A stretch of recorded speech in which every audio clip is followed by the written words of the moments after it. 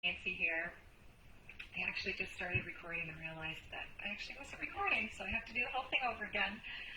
So I hope everybody's enjoying their holiday season, having a wonderful time with family and friends as best you can. I know I'm in Ontario, we're back in a lockdown again.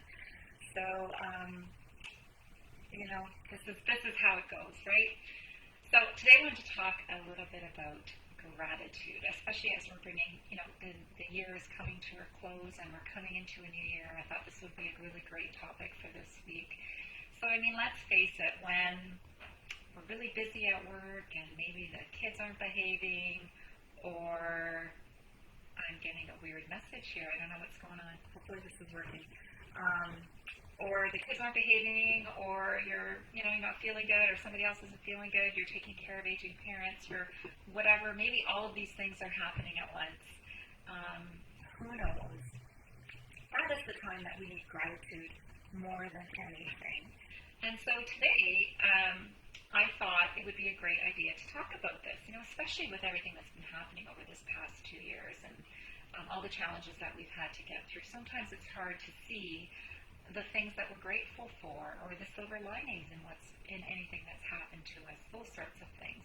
And gratitude, it really is a practice. It's something that we sometimes have to remind ourselves to do every day. But the good news is that there are so many benefits to practicing gratitude, to thinking about the things that we're grateful for and appreciating them. And sometimes we'll do things because we know they're good for us. Sometimes we won't, but hopefully this one you will, because it's so simple. Gratitude gives you more energy. It makes you feel lighter, happier, more fulfilled. You're physically healthier, mentally healthier. It's been shown that people who practice gratitude are actually happier people in general. They're more resilient. They're more able to get through the difficult times. All of the research shows all of this. So there's so many good reasons to practice gratitude. Your emotional wellness, especially during this time of emotional challenges over the last 2 years with everything that's been going on. Why not do something this simple for yourself? So today I thought that's what we do. But before I get to that, I just quickly want to introduce myself. My name is Nancy. For those of you who don't know me, I'm a relationship and stress coach. I help women who are stuck in a challenging relationship to just bring more calm and joy and clarity into that relationship so that they can better understand their triggers, better understand how to show up in those relationships to allow more joy and ease into them and less stress, because who needs the stress, right? So how do we get started with a gratitude practice? Well, the first really simple thing you can do is just find someone, tell them how grateful you are for them. That's the simplest thing to do. Choose somebody in your life that you really appreciate, and better yet, even tell them what it is about them that you appreciate. You're going to make their day. Just seeing them feel happier is going to make you feel happier, make you feel more grateful than you even did in the first place. So that's always a great place to start. I have to admit, my next tip is to journal. And I'm gotta be honest, I'm probably the worst journaler in the world. I'm not very good at keeping up with that. But I do keep up with the gratitude. So what you can do is just before you go to bed at night, just write in your journal 1, 2, 3 things that you're grateful for, whatever that is. If you're not a writer like me, scribble it on a piece of paper, mentally just go through it in your head. It's going to take less than 10 seconds. And you're going to get all of the benefits that we talked about earlier from having a gratitude practice. So whatever it is that works for you, you pick that. Number 3, last year, at this time, we did this random acts of kindness challenge.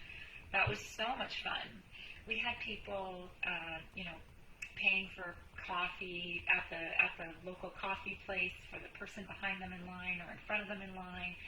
We had that happen actually at the drugstore too, that somebody used their points to help pay for someone who they noticed was struggling. We've had people shoveling people's driveways, sending letters to people they hadn't seen in a long time, just all these little random acts of kindness, telling people how great they looked that day. And it was amazing how awesome we all felt just, just doing these little things that they don't sound like much and they didn't take a lot of time. But just seeing the gratitude and the appreciation on the other people's faces, and then it just reflected back on us, and we just felt really good about it. And so it was amazing how then we felt so grateful just for these random acts of kindness that we were doing. So it's really it comes back to you, it boomerangs right back to you, that gratitude. The other thing you could do is give the gift of your time. This can be whether you're gifting your time with volunteering or going to visit somebody who's in your neighborhood who maybe doesn't have as many people around them, especially during this time of COVID. Just letting people know that you're there and that you care about them. I know for me, I have aging parents and aunts and uncles and so forth, and I'm so appreciative to be able to spend the time with them and no matter even if something else doesn't get done, because I've spent my time there, I'm grateful that I've had that opportunity to spend that time with them and to let them know how grateful I am for them. So that's a lot of fun too. And the last little tip I have for you is just don't forget to show gratitude for your own mind and body, because our minds and our bodies have done so much for us, and sometimes we forget to take care of them. And show your gratitude to your own mind, your own body, by going for a walk, putting something, good, something healthy into your body, taking some time to do something that relieves your stress, listening to some fun music, dancing around your kitchen, doing something that really, in the end, shows appreciation for yourself by doing self-care. So there you have it, a lot of good reasons why you want to practice gratitude, all the good stuff that rebounds back to you, and some tips on how to get started easily. So if you could use some help connecting with your gratitude over the holidays, please reach out. If you have any ideas of things that you'd like to hear talked about, let me know. I'd love to serve you in any way I can. Visit my YouTube channel, visit my Facebook page, and don't forget to download all the freebies that I've hopefully remembered to put below so that you can take advantage of those too. All right, so wishing everybody a wonderful holiday season and much health and happiness in 2022, and don't forget to really immerse yourself in that gratitude this week and take yourself on that positive note into the next year, because you just never know where that's going to take you. All right, bye for now. As soon as I figure out how to stop the video. There we go.